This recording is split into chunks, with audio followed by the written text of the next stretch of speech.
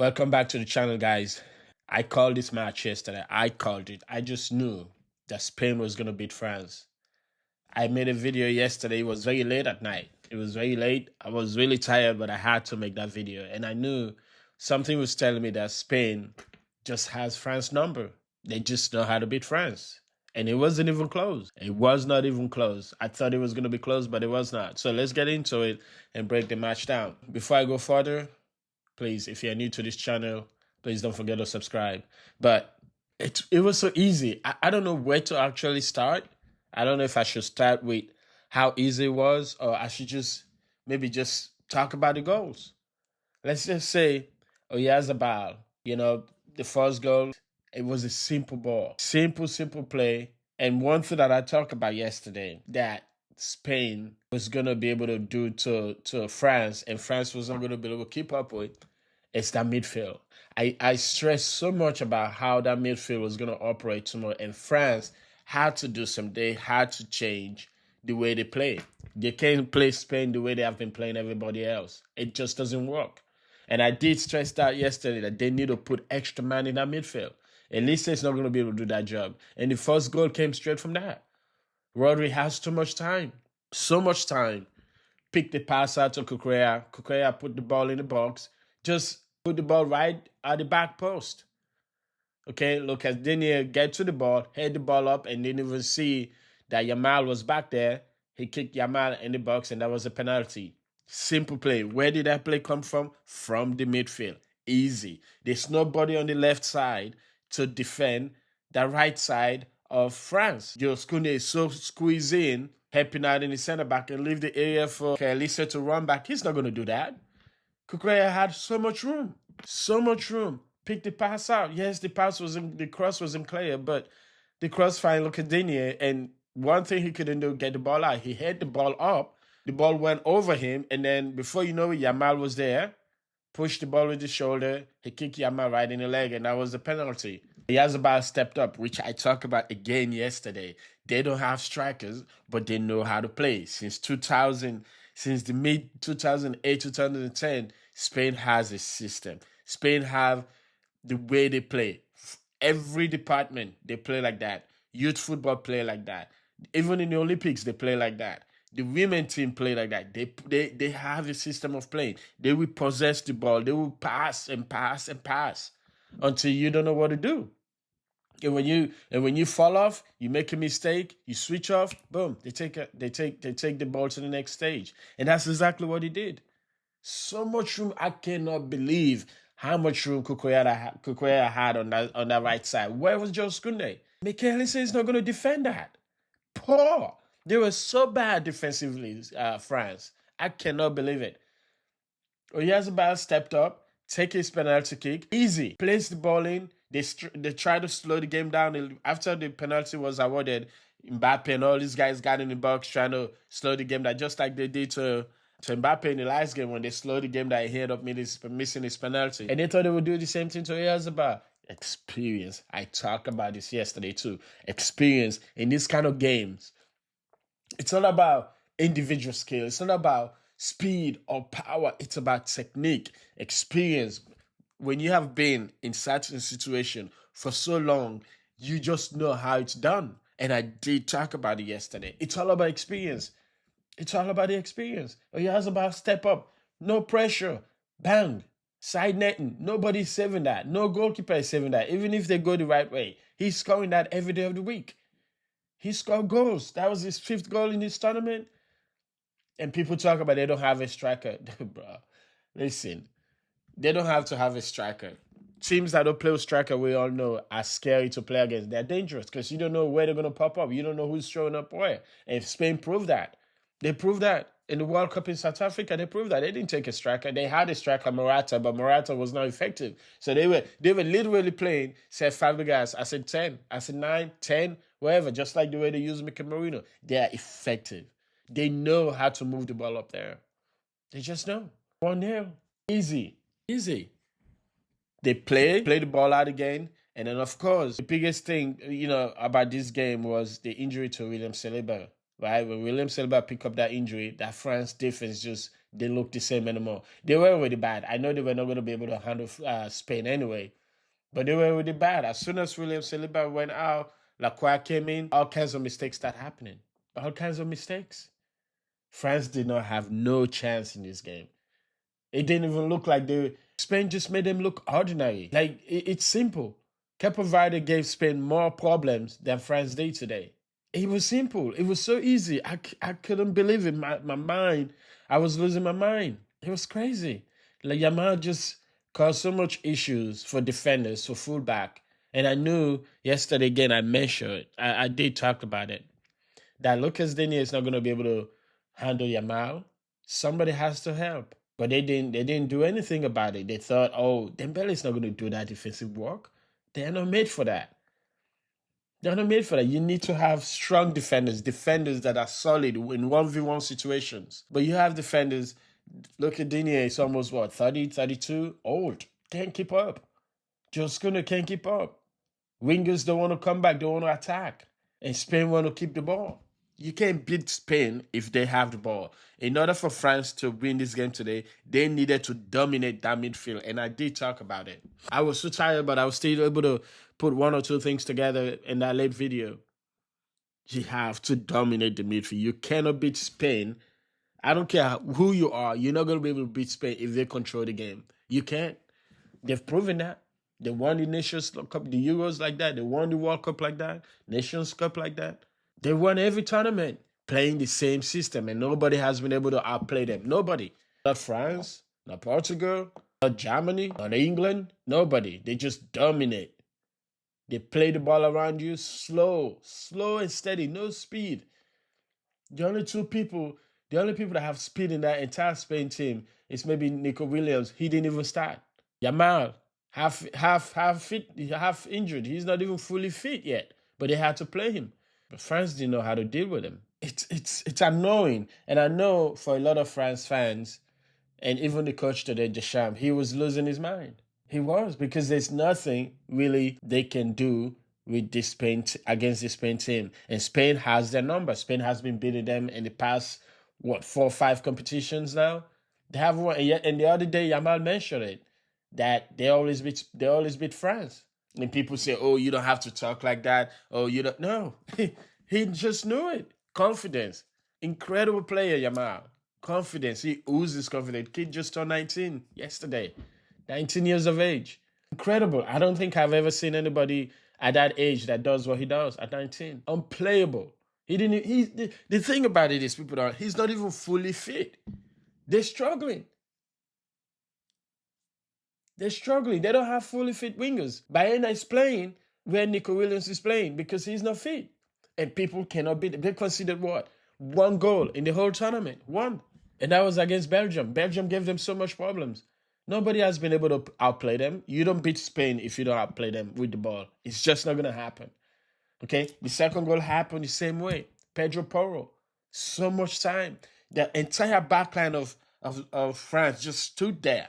Pedro Porro played that ball, 1-2 passes, Dani Olmo. He was free on goal. Places the ball in. France is really good. They have individual players. There's no team that have so much individual players like the way France does. But at this level, you need a team. A team does everything. They just gel. You watch this Spain team. They look when you look them on the eye, when you look them as a team, you'll be like, okay, they don't have power, they don't have speed, but they do have experience. Rodri in that midfield, Fabian Ruiz.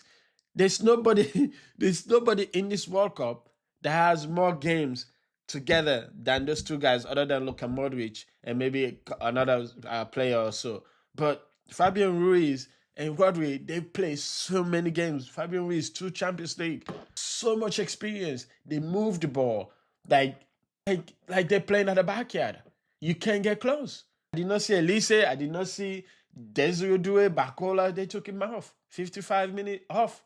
Mbappé, 1 shot. It's unbelievable. They had 10 chances, but their XG was what, 0.3? They were not going to score. The Wolves is still playing to now. They still won't be scoring against that Spain team. They don't concede goals. They don't concede shots. France had 4 shots on target the entire game. And those in fact, all their shots on target came out in the second half. Dembele has 3 at the end of the game. But the entire team, France team, was just bamboozled. They didn't know what was happening. Pedro Porro playing the ball around them, placing the ball in the entire back line. It was embarrassing. It was embarrassing. Pedro Porro is a fullback. He's a fullback playing as a right back. Who was going to be defending him? That's doing his job. Not doing his job. Not doing his job. The entire midfield, not there. Vanished. Like they were not even there. They're there, but it looked like they were not there. Placing the ball in. Easy. 2-0.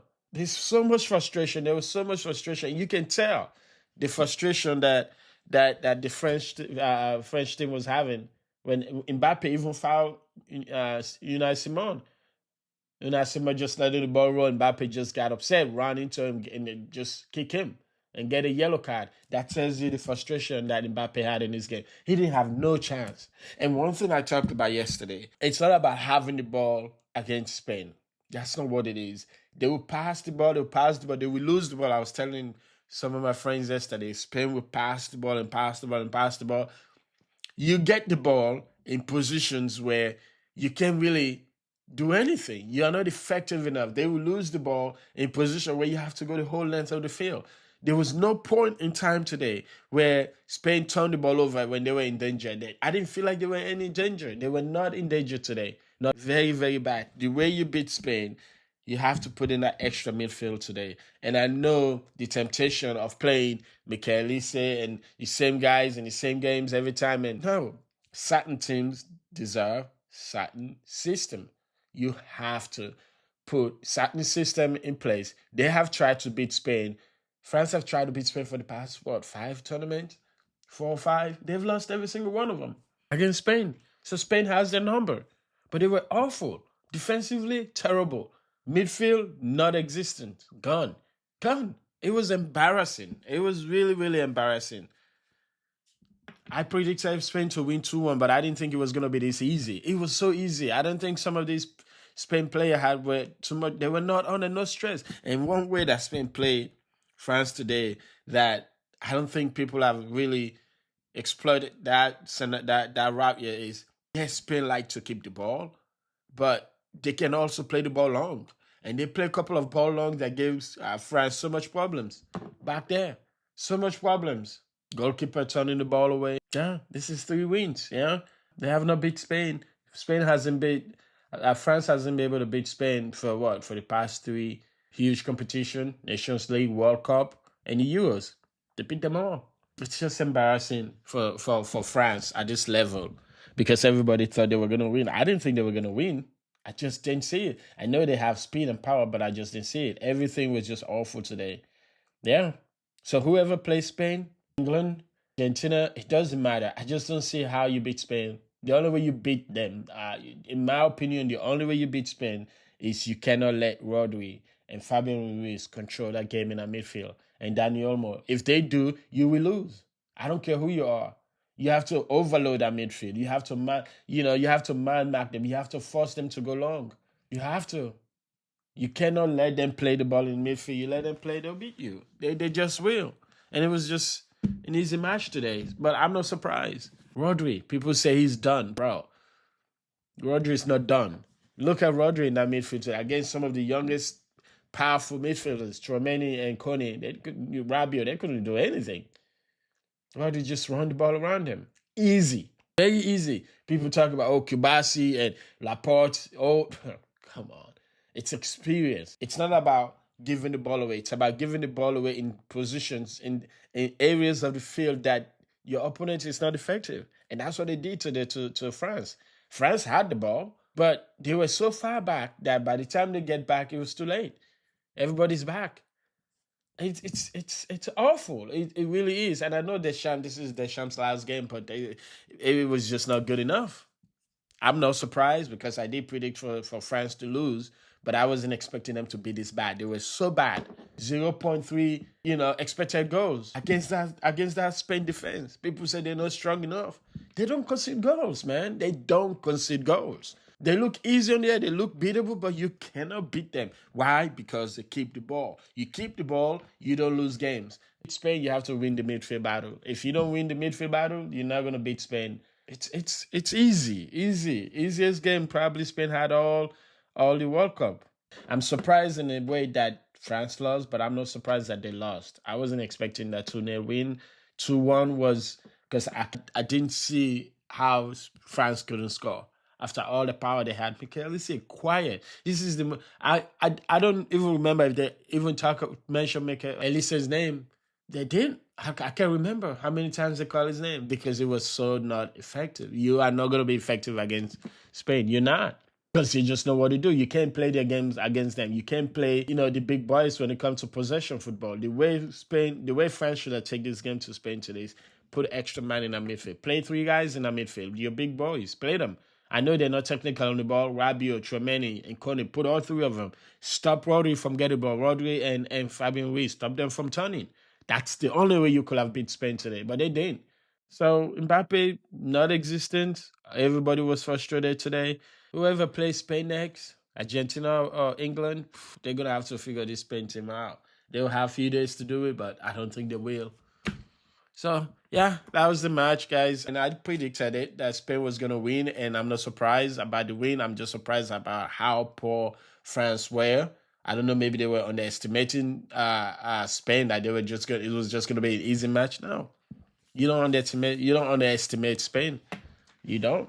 They have experienced players that are still doing at the highest level. And they know how to do it. They won World Cup, Euros, Nations Cup, so they know how to do it. I just don't understand why everybody thought this was going to be easy or Mbappe is going to... Come on. Mbappe had, 2, 3 shots? Nothing. And he was playing against Kabassi. That's Spain going to the finals.